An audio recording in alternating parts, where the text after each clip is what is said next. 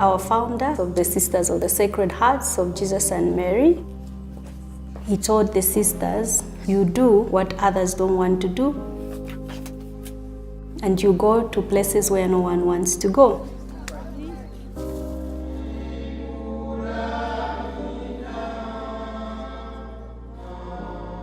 In the 80s, the HIV pandemic broke out. No one wanted to touch an HIV patient. No one wanted to go even in a house of an HIV patient.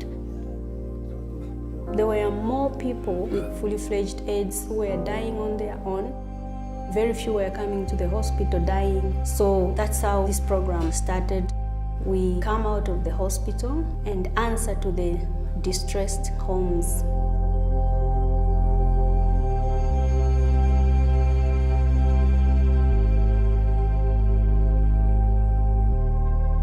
The younger generation are the ones who actually contract it. So when they die, there is a gap in the family structure. And most of the children are left with grandparents. We have ended up having child-headed homes because both parents die. It has affected family structures. We have a lot of orphans and vulnerable children. We support them with education, school fees, and also nutrition.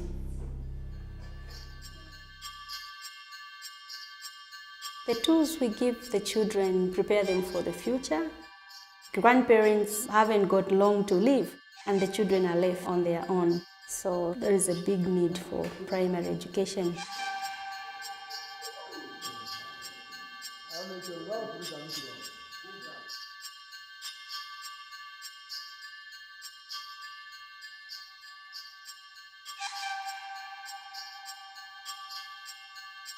Most of them, it's 1 meal a day. That has a great effect on the performance also of children. In the name of the Father, and of the Son, and of the Holy Spirit. Amen. For a child to grow well, we have seen that it's very important. They eat at least 3 times. If they have an empty stomach, they were dozing and the performance wasn't all that good. But now looking at their performance, they really do well in school.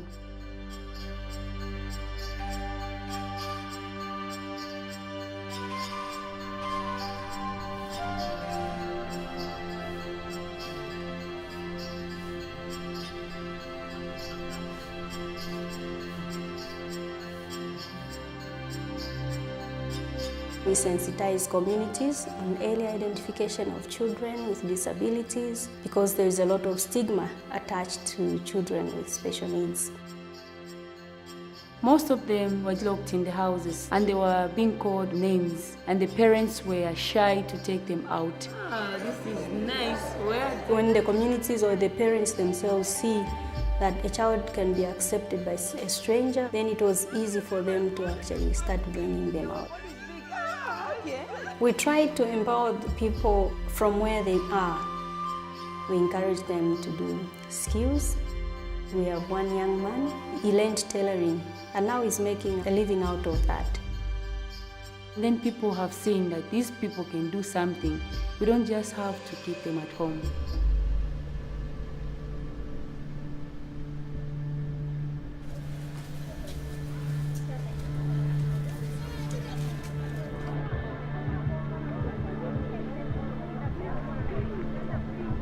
When someone gets HIV, we accompany them during that time when they are really sick,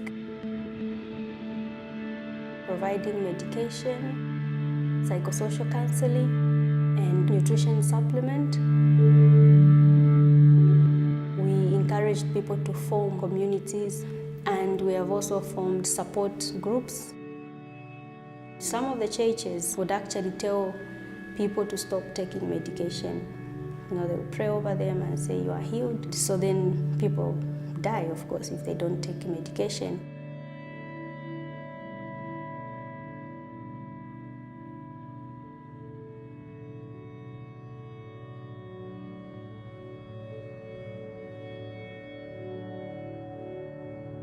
We go in churches, schools, marketplaces, the prisons, sensitizing people on prevention.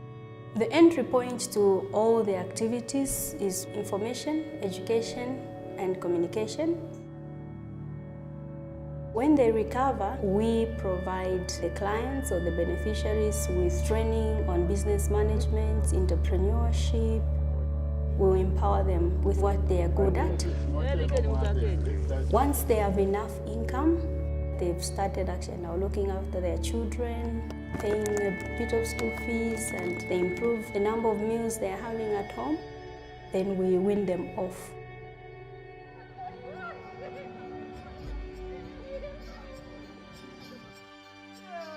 When you see someone's life being transformed, they just feel so happy and so proud. We give them a small push, they just flourish.